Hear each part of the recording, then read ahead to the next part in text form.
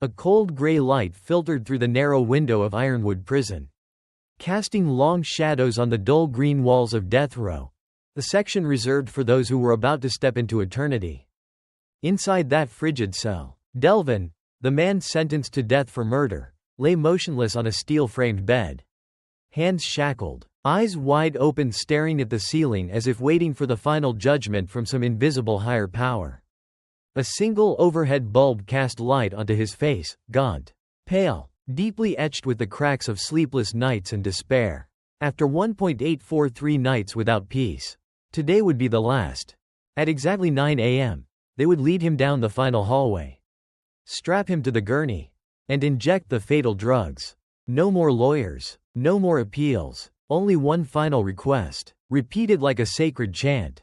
I want to see Rex, just once, before I die. Rex was a German shepherd Delvin had adopted from a rescue center 3 years before his arrest. To Delvin, Rex wasn't just a pet. He was a friend, a companion, the last anchor when life began to unravel. He had once walked with Rex every morning along the banks of Redwood Creek, where the wind rustled the trees and sunlight lit up the most ordinary dreams, dreams that had now become his most painful memories. Footsteps echoed in the hallway. A shadow stopped at the steel door. It was Mara Batista, the warden. She stood upright, her voice steady, though her eyes betrayed a hint of hesitation. Delvin, your final request has been reviewed. But bringing a dog into the prison, that's unprecedented. Delvin lifted his head, his voice hoarse, as if laced with thorns. Helen, my fiancée, she still cares for Rex. They're still together. I know that. If there's any shred of mercy left in this system, please show it to me, before I run out of time. There was a long silence between them. Batista said nothing. She simply nodded, then turned and walked away. The door closed with a metallic screech that scraped against the frozen air. Delvin turned his gaze back toward the window slit. A sliver of dawn was spreading quietly across the sky. In that fleeting moment, he imagined Rex running, ears perked, tail wagging joyfully, eyes sparkling. The image squeezed his chest, painful, yet unexpectedly warm. Just a few hours left. And just one fragile hope. To see those loyal eyes one last time, before darkness closes in forever. Outside the city, in a small house tucked behind a white picket fence, Helen Griggs sat silently by the window. The clock had just struck 6 a.m. She hadn't slept all night. On the table sat a cup of cold coffee. And beside it, a pile of papers she had never dared to clear, failed appeals, news clippings about the case, and the wedding invitations they never got to send. Curled in the corner of the room was Rex, the aging shepherd, now graying around the muzzle, but whose eyes remained bright and sensitive. When Helen shifted her chair, Rex lifted his head, ears alert. He seemed to sense the turmoil within her. Helen stepped over, knelt down, and rested her forehead against Rex's. Her voice broke into the still air. He still wants to see you, even to the very last moment. Rex, how could I say no to that final request? Rex didn't reply, of course. But his eyes looked into hers, warm, silent, loyal. She knew he understood. He always had. More than anyone, Helen believed in Delvin's innocence. She had stood by him from the moment of his arrest, through the relentless court hearings, through the cold prison visits, and the unanswered letters. She had lost friends, her job, even her reputation, all to hold on to the one thing her heart refused to let go of: the belief that Delvin was not a killer. The phone rang, making her jump. On the screen, Ironwood Prison. She answered, her heart pounding like a drum. Ms. Griggs, this is Warden Batista. I'm calling about Delvin's final request. Helen held her breath. You've approved Rex to come? We've received temporary clearance from the Department of Corrections. But you must bring the dog to the facility within 90 minutes. If you're late, the request will be cancelled. Helen nearly dropped the phone. She placed a hand over her chest, trying to steady her breath. We'll leave right away. Thank you. Thank you for this act of mercy. She hung up, turning to Rex, now on his feet, tail wagging gently. He seemed to sense what was about to happen. Let's go, Helen whispered, voice trembling. We're going to him. She grabbed her coat, wrapped a scarf hastily, shoved her feet into the boots by the door. Rex followed close behind. No need for a command. Once they were in the car, Helen started the engine and pulled onto the road beneath the soft pink hue of dawn. In the rearview mirror, she caught a glimpse of Rex's eyes, glowing with a blend of anticipation and some quiet, sacred knowing of what awaited. She didn't know if they would make it in time, but if this was the last time the three souls who once called each other family would be together, then they had to fight for every second left. The engine roared to life in the early dawn. Helen gripped the steering wheel tightly, eyes fixed on the road still veiled in morning mist. The small pickup truck sped past the flickering yellow street lights that dotted the sleeping city. In the backseat, Rex sat silently, his head resting against the window, eyes gazing out as if recognizing each bend in the road from an old dream. The city had not yet awakened, but to Helen, every second was as precious as gold. The clock on the dashboard ticked forward, mercilessly. She murmured like a prayer, "Hold on for us, please don't let us be too late." Every time the car stopped at a red light, she leaned forward over the wheel, lips pressed tight to hold back tears. And Rex, as if fully understanding, let out soft whimpers from time to time. Not out of discomfort, but from heartbreak. She glanced into the rearview mirror. "We'll make it in time, won't we, Rex? He needs to see you. He needs to know he hasn't been left behind." Wind lashed against the windows, carrying with it the lightening sky. Helen thought back to the last time they were together, she, Delvin, and Rex, on a peaceful afternoon in Redwood Creek Park. Life back then had been full of small but priceless things, laughter, the scent of dry grass, and Rex circling them like a guardian of their love. Now, all that remained was a race against time. Between life and death. Between one final embrace or an eternal, unhealed regret. Ahead, Ironwood Prison loomed like a slab of cold steel rising from the desert. Iron gates, coils of barbed wire, shadowed figures standing guard. Helen slowed the vehicle, her heart pounding as the dual electronic gates opened slowly, each step forward like a silent interrogation of the soul entering. An officer approached the driver's side. Helen rolled down the window, voice trembling. "Delvin Jackson? I brought Rex, his dog." The officer checked her ID badge, then gave a brief nod. "Use the auxiliary entrance on the right. Warden Batista is expecting you." Helen's hands felt frozen on the wheel. She glanced over at Rex. He was already standing, tail swaying slowly, his eyes alert yet ready. As the vehicle came to a stop, a voice crackled through the radio. "Bring the dog through the secondary corridor. Sign the waiver. Time starts now." Helen opened the door. Rex jumped down without being told. She placed a hand on his neck, grasping the leash. "Let's go, Rex. He's waiting for you." One step, then another. She didn't know what awaited on the other side of that steel door. But she knew one thing. Today, love would not back down. The iron door opened with a long, dragging screech, like a strangled sob rising from deep within the earth. Delvin Jackson rose from the steel cot, his eyes still adjusting to the harsh corridor lights. The chains around his ankles clinked with every step he took.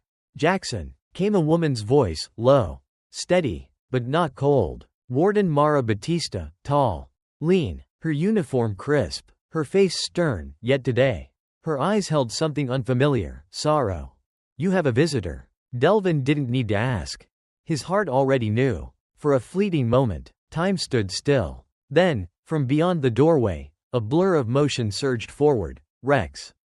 The dog charged into the room, legs tucked, body hurtling like a silver storm. The sound it made echoed across the concrete, a cry not quite a bark, not quite a whimper, somewhere between weeping and rejoicing. The same sound it made every time Delvin came home after a long shift. Delvin dropped to his knees, arms wide open. "Rex." The dog spun around him, its wet nose pressing against his neck, his hands, his face, desperate to confirm this wasn't a mirage. Delvin held him like a drowning man clutching the only plank of wood in an endless sea. His breath broke into silent waves, wordless, raw. "Still remember me, huh, buddy?" he whispered into Rex's ear. "I never forgot you, not for a single day." Rex couldn't understand the words, but he felt the trembling in Delvin's arms, the rapid breath, the heartbeat pounding through the thin prison fabric.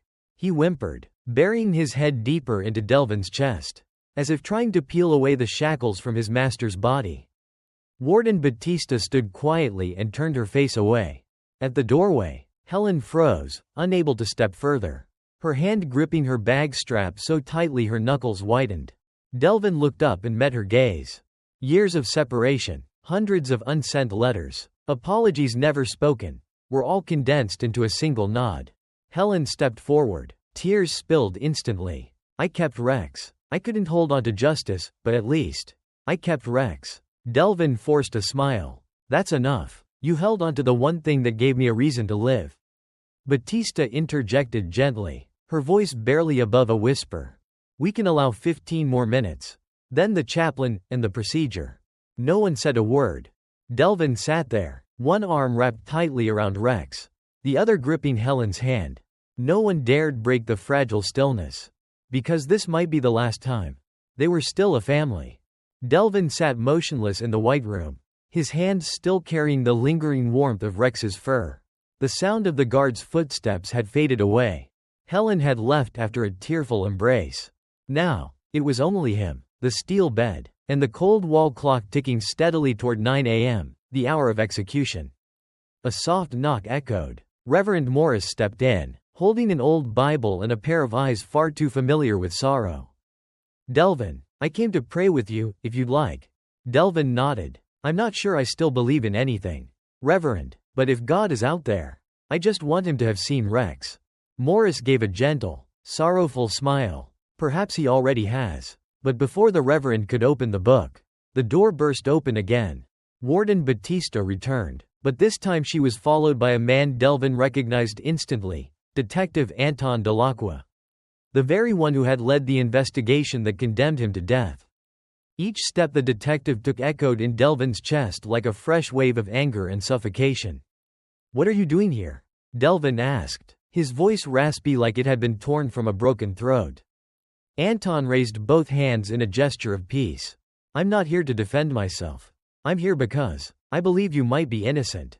Delvin arched an eyebrow, his eyes darkening. 5 years. Took you 5 years to come up with that?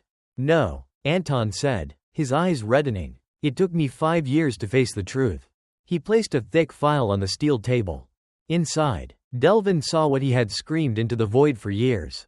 Faint traces of a buried conspiracy. Suspicious bank accounts. And one name, Walton Green, repeated in call logs near the crime scene. We're reopening the entire case, Batista said. And, we've just received word from the governor's office. A 48-hour stay of execution has been granted. The air froze. Delvin looked at Batista, then at Anton, then down at his own trembling hands. I'm not dying this morning? No, Batista said softly. Not yet. And if the evidence holds, maybe not ever. Delvin collapsed backward, his back resting against the wall, eyes wide with disbelief. Morris gently placed a hand on his shoulder. Prayer is never wasted. Outside the cell, Helen had just received the call from Batista.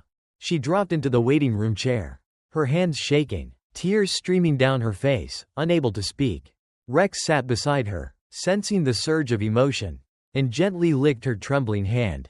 Meanwhile, at a law office across town, a fax machine whirred, sending out a full extraction of evidence tied to Walton Green. The game had changed. The man who was about to die was breathing again. But the line between life and truth remained fragile, thin as a thread.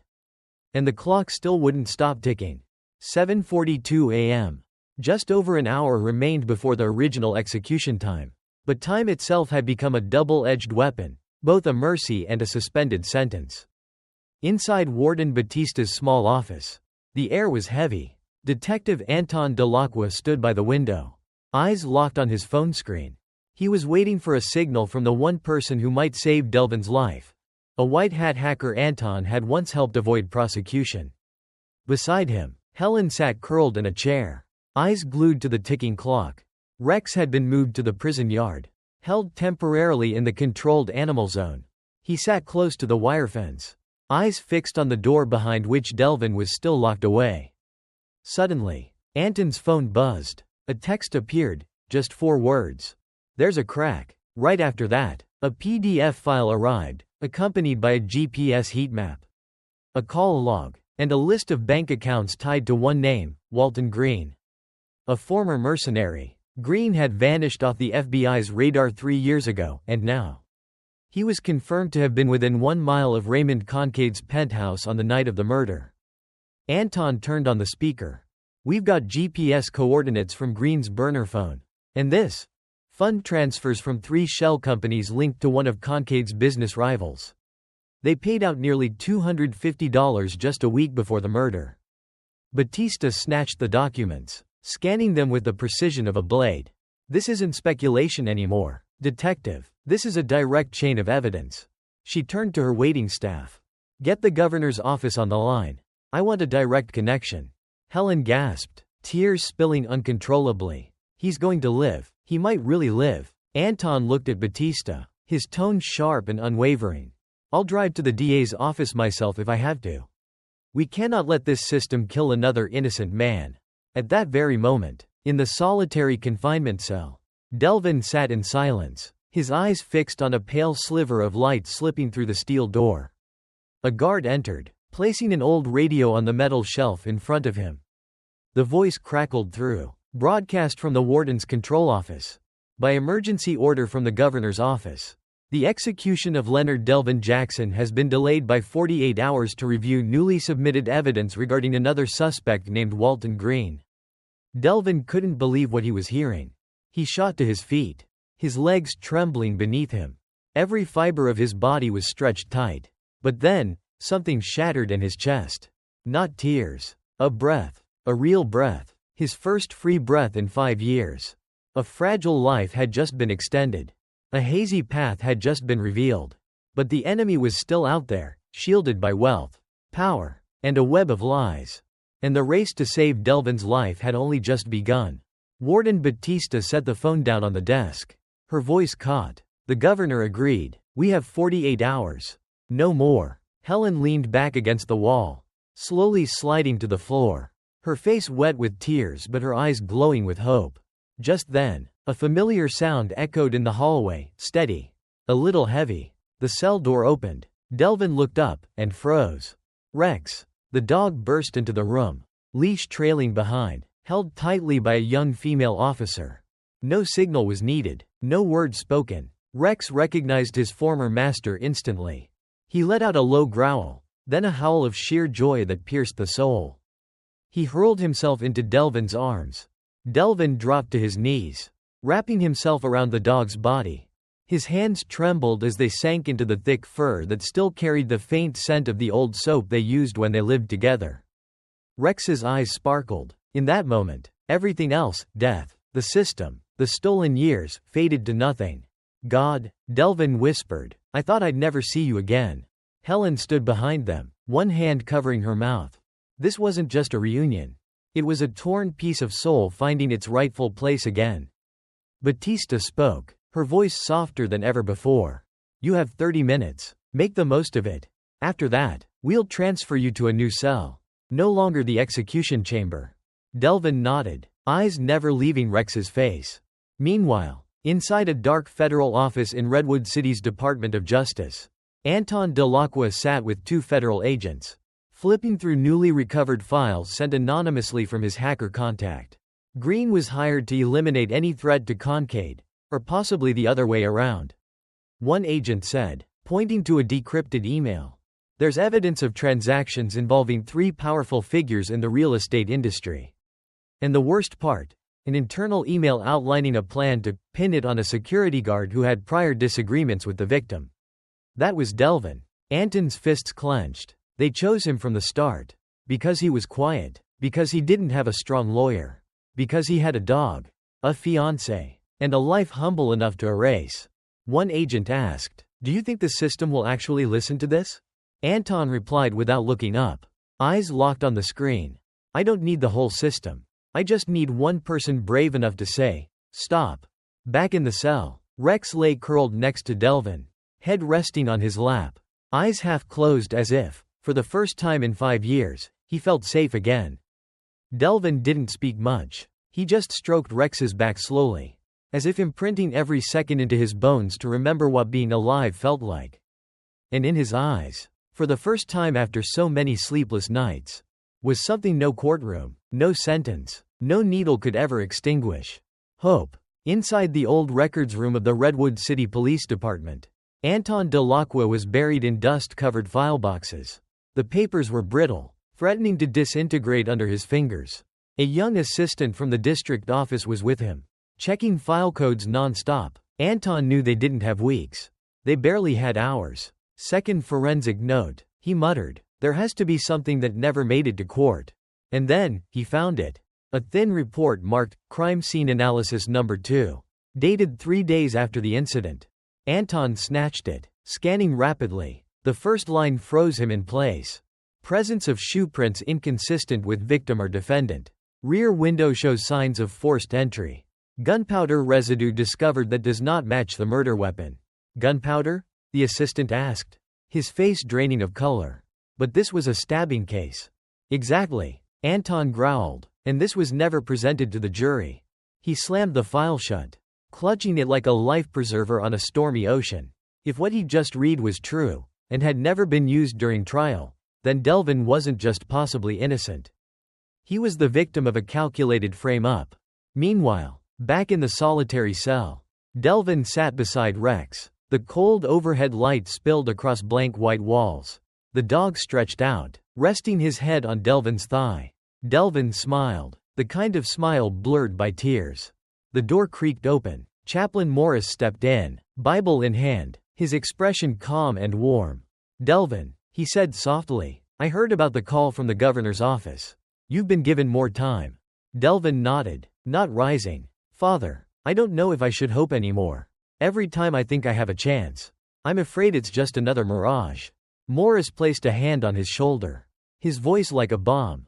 Sometimes miracles don't come to save us, but to test if we'll still stand. Either way, you haven't been alone. Delvin looked down at Rex, then toward the door. And now, finally, I'm not alone anymore. Back at the Department of Justice, Anton burst into Warden Batista's office. File in hand, sweat on his brow. This is it, he panted. The missing puzzle piece. Batista opened the document, her eyes scanning with surgical speed. Mismatched shoe prints. Forced entry marks. Gunpowder. None of it aligned with Delvin. None of it had been in the file presented to court. She turned to her aide. Call the governor's office immediately. We need to submit this evidence before the stay expires. Anton added. And I want the original forensic examiner questioned. Who gave the order to suppress this report? We may be looking at something worse, a cover-up from within.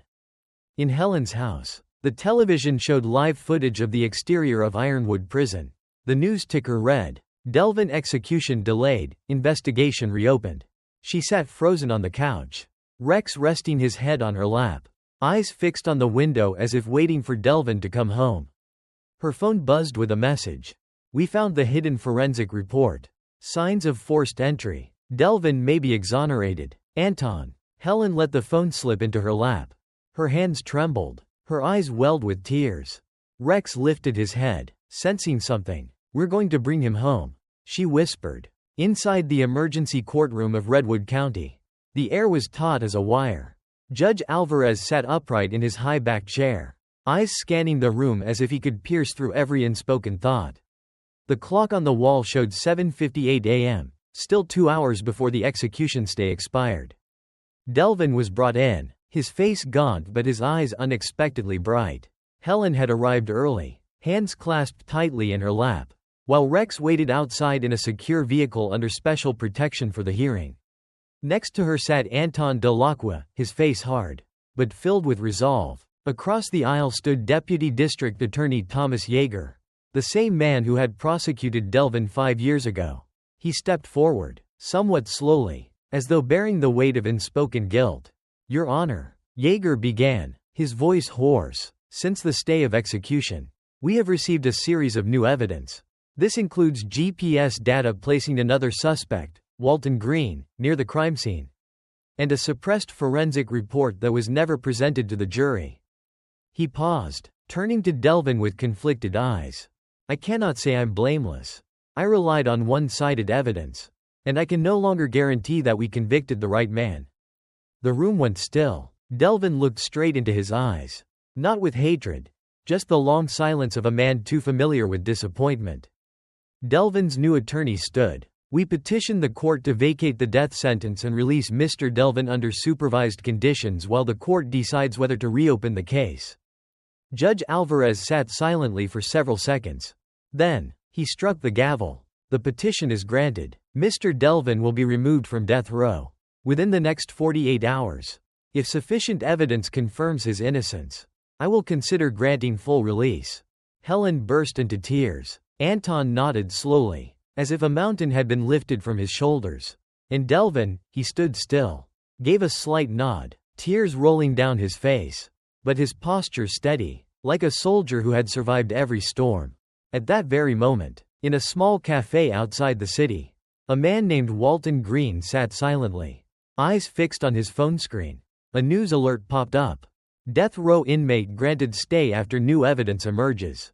The image showed Delvin, standing beside his dog Rex. Bathed in sunlight, Green scowled and deleted a message he hadn't sent. The breeze stirred outside the window. His eyes scanned the room. Perhaps time was closing in on the one who truly committed the crime. That afternoon, at Helen's house, Delvin was brought home to stay temporarily.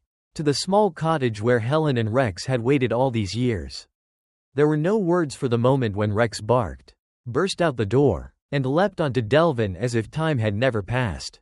Delvin wrapped his arms around the dog, buried his face in the thick fur, and closed his eyes. He didn't know what the future held, but he knew one thing for certain: he was no longer left behind in the dark. Helen stood beside him, her eyes glowing. "Anywhere you want to go?" Delvin whispered. "I just want to live and walk with Rex again, like we used to." As dawn broke over Redwood City Hall, the city still hadn't grasped the full weight of the shock that had just rattled its justice system. But inside the sheriff's office, the district attorney's chambers, and deep within the dust-covered corridors of government, a silent earthquake was spreading. Anton de Lockwood didn't wait, with the resolve of a man who had once been wrong and now lived to make it right. He brought all the files he had gathered on Walton Green to the Federal Investigation Bureau. The documents he had collected, bank statements, deleted messages, and especially the suppressed forensic report number 2, had been compiled into a complete picture of an elaborate setup. Green wasn't just a fixer, a man who cleaned up messes for the wealthy and powerful. He had worked for a real estate conglomerate closely tied to Raymond Concade, the murder victim, and that conglomerate, in turn, had made suspicious political contributions to the election campaigns of city officials, including the judge who originally presided over Delvin's trial. In an emergency closed-door meeting of the state's Department of Justice, names once thought untouchable began to appear on the list of potential indictments. Prosecutors, investigators, and even a former chief judge, those who once sat atop the system, were now facing the possibility of being prosecuted for cover-ups, negligence, and obstruction of justice. Yeager, the prosecutor who once led the case against Delvin, now sat alone in his office, his frail hand clutching a folder just delivered from the governor's office. On the cover, in bold red letters, "Request for prosecutorial responsibility hearing." Yeager leaned back in his chair, the confidence of a seasoned prosecutor gone, replaced by the hollow stare of a man finally facing the darkness he once chose to ignore. Meanwhile, the media swarmed the story like vultures circling fresh blood. Death row inmates spared by suppressed evidence. Who really killed Concade? A dog saved an innocent man's life. These headlines flooded every front page and primetime news report. And in the middle of the storm, there was a rare moment of peace. Delvin, standing in the backyard of Helen's home, watching Rex stretch lazily in the sun. He didn't know who else might be unmasked in the days ahead. But he did know one thing. The people who had once used him as a pawn to close a case had now been exposed. Anton walked into Warden Batista's office carrying the latest report from the federal investigative team. He placed a printed document on her desk. Verified evidence shows Delvin was framed by individuals within Concade's economic crime network. Recommendation: proceed with a new trial or immediately vacate the conviction. Batista skimmed the pages, then looked up, her eyes heavy. "We almost killed an innocent man," she said quietly. Anton nodded. "But we didn't. And now, we have a chance to make it right." That morning at the Redwood City Courthouse was unlike any hearing that had come before. The press swarmed the steps. Television cameras lined up along the curb. Citizens whispered in the cold hallways as though they stood on the brink of a historical moment, and they were right. Delvin was escorted into the courtroom at a slow pace. No longer in shackles. At the prosecution's table sat none other than Thomas Yeager. His face as pale as ash. Beside him were two special attorneys sent from the governor's office to investigate the grave judicial misconduct involved in the case.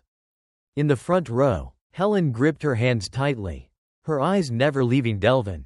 At her feet, Rex lay quietly, as if he, too, sensed the solemn weight of the moment. Once again, the dog was present, not just as a loyal companion, but as a silent witness to a forgotten journey, and now, a long overdue reckoning. Judge Alvarez stepped up to the bench. His voice was low and steady. "We are gathered here today to review newly uncovered evidence in the case of Leonard Delvin Jackson, a man once sentenced to death. But today, the truth demands that we confront the very conscience of this legal system." Yeager stood, for the first time in his career. His voice held no triumph. "Your Honor, in light of the overwhelming new evidence, we can no longer support the conviction of Mr. Delvin Jackson. We have no legal basis to contest this reversal. The district attorney's office formally requests that the conviction be vacated in full, and that a criminal investigation be opened into those who willfully obstructed justice." The entire courtroom seemed to hold its breath. Judge Alvarez nodded, then brought down his gavel with a sharp, decisive strike. "By the authority of this court, and in the name of justice, I hereby vacate the conviction against Mr. Leonard Delvin Jackson. This court issues a formal apology to Mr. Jackson and his family for the suffering this system has caused." Applause broke out across the room. Helen burst into tears. Delvin stood there, no longer a prisoner. No longer, death row inmate 309A, but a man restored to his name, his dignity, and his future. Warden Batista stepped forward, her voice tinged with emotion. "I once believed my duty was to uphold the law above all, but today, I learned that sometimes, humanity must rise above procedure." Rex padded over to Delvin, rose onto his hind legs, and placed his front paws on Delvin's thigh, as if to say, "We did it." Delvin bent down, wrapped his arms around the dog, and let the tears fall. "I can't get back the 5 years I lost. But I have a woman who never stopped believing in me. A dog who never forgot me. And a truth that finally came to light." An hour later, Delvin stepped out of the courthouse into the late afternoon sun, hand in hand with Helen. Rex by his side. He didn't wave, didn't make a speech. He just held tightly to the woman who had fought the world to save him. Reporters swarmed. A journalist called out, "Mr. Jackson, if you could say one thing to the world after everything that's happened, what would it be?" Delvin stopped. He turned and looked straight into the camera lens. "Never stay silent when you witness injustice. Even when no one believes you. The truth may be slow, but it always arrives. And if you're lucky, it arrives with a woman who refuses to leave you, and a dog who never stops waiting." That late afternoon, after the television lights had gone out, after the handshakes from strangers and the official apologies from the government, Delvin didn't go home in a limousine. There was no security escort. He returned in Helen's old pickup truck, sitting in the passenger seat, with Rex between them as if making sure no one would be left behind. That road home, barely 10 miles long, was the longest journey of his life. Every road sign, every corner that passed by the car window stirred old memories. Places once familiar now felt distant after 5 years behind bars. Helen drove in a silence full of understanding. Her hand gently touched his thigh. No words were needed.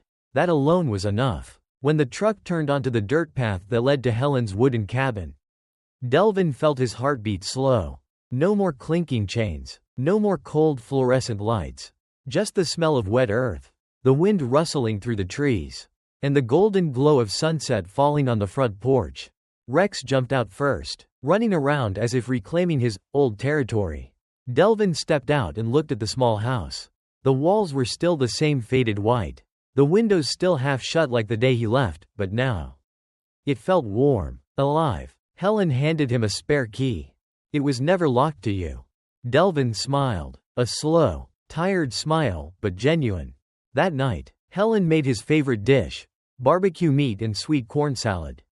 She didn't ask what he wanted, because she already knew the answer would be Anything you cook. Rex lay beneath the dinner table, his eyes fixed on Delvin. Delvin didn't eat much, not because it wasn't delicious, but because so much was stirring inside him. Freedom, regret, hope, and a deep fear that all of this might still be just a dream, ready to vanish at any moment. After dinner, Helen brought out a small wooden box. She opened it, revealing letters Delvin had written but never sent, an old collar of Rex's, and an engagement ring, still gleaming. I never forgot the promise. But you don't have to answer now. Delvin held the ring, silent for a long time. Then he looked up, his voice raspy. You kept this for 5 years? Then let me keep you for the rest of my life. The next morning, reporters came again, but this time, Delvin declined them all. He didn't want to be the famous victim anymore. He wanted to walk with Rex, to buy a coffee himself, to ask the barista, "Nice day, huh?" Like a regular man. Helen understood. She didn't ask him to do anything. She simply stayed close, quietly. A month later, Delvin began writing everything down. Not legal complaints, but a documentary script, telling his story, and the stories of other wrongfully convicted people. He founded a nonprofit called Project Rex, a campaign to support cases of wrongful convictions, offering legal aid, independent investigators, and even therapy dog trainers for exonerees after release. Rex became the official mascot, a dog printed on the logo, a symbol of loyalty, truth, and light in the dark. And then, one gentle afternoon at Redwood Creek, where everything had begun, Delvin, Helen, and Rex walked again. Like old times. No more fear, no more chains. Just 3 souls, a man, a woman, and a dog, moving forward. To live, to love, and to heal. Because sometimes, the one who saves you from the abyss is not a saint, nor a judge, but the trusting eyes of a dog. And a woman who never left your side. If you've ever doubted the power of love, if you've ever believed that a single life couldn't make a difference, then remember the story of Delvin, of Helen, and of Rex, a man wrongfully sentenced to death, a woman who never let go, and a dog, loyal to the very last heartbeat. There are days when justice comes too late. There are wounds no apology can erase. But there are also miracles, quiet, steadfast, born from honesty, resilience, and unconditional love. Sometimes, it's not the sentence that destroys a person.